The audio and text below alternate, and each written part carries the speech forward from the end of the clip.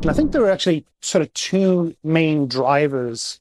One is a focus on improving operational efficiency, so slightly more sort of inward focused. And the second one is more of sort of an external focus, which is to be able to capture new kind of revenue streams, certainly high value revenue streams. So I think in terms of the operational piece, I think 5G is a really good example about how organizations are looking to use it for predictive maintenance, to be able to anticipate growth of traffic and usage so they can plan for that. And also to be able to serve their customers better. From a capturing sort of higher revenue or value streams, I think hyper-personalization is clearly one area there of that's getting a lot of interest right now. And this ability to go from categorizing your customers as one of a group to shrinking that group size to the individual and being very hyper-personalized in their offerings. I think there's a few things here. And I think, again, we can look at this from an APAC perspective, also from like a Southeast Asia perspective, and maybe sort of target a few countries. Let's imagine we take, say, Indonesia, maybe say Vietnam, maybe say the Philippines, okay?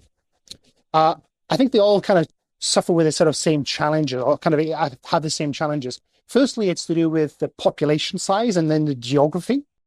Obviously, within those metropolitan areas, the networks can be very strong. They can have high bandwidth, high throughput, high resiliency, but they need to also serve customers in the more rural areas. So that introduces some complexity there. So what this is driving is not just AI in the data center or in the cloud, but also out to the edge. I think the second challenge that they face is kind of common to most organizations, which is that sort of like talent grab. There's a lot of, obviously skills required for AI and ML at scale. For example, at Couchbase, one of the things that we're doing is we're looking to make our products, we're embedding AI to kind of reduce the challenges on actually needing to hire, like the sort of talent in that space. I think, and then another example, would be around data privacy and data sovereignty, especially when you have telcos that operate across different countries within the region. They need to be able to accommodate the differences.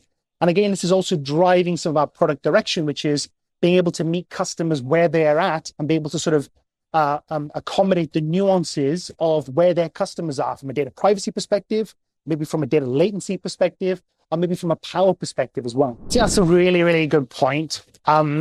The new incumbents don't have the legacy and the baggage of the incumbents, but at the same time, they don't have the rich data history either, which for many, but not all, but many AI applications and services is the foundation to being successful.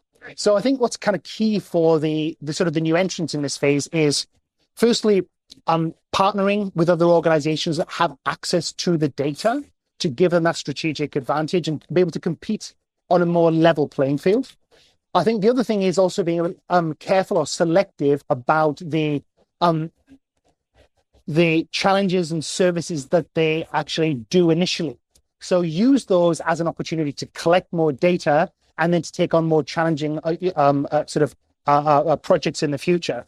But I think doing those two things will allow the playing field to sort of be leveled a little bit more, assuming, of course, that the incumbents adopt and are agile in the adoption of AI services. I think in part because the Southeast Asia region has its own interesting challenges. We've already talked about the geography challenges, data privacy challenges, access to talent challenges. I think it is a very fruitful sort of breeding ground for innovation and ideas. And I think through that, we're able to sort of punch well above our weight on a global scale and actually be able to lead the way in many, many kind of different areas. So I think we'll be in a very, very positive sort of place.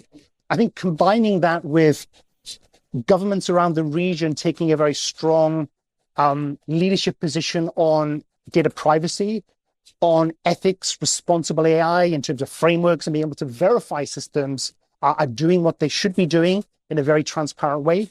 Again, I think this is a lot of the goodness that we can provide into the global as well as the broader APAC region.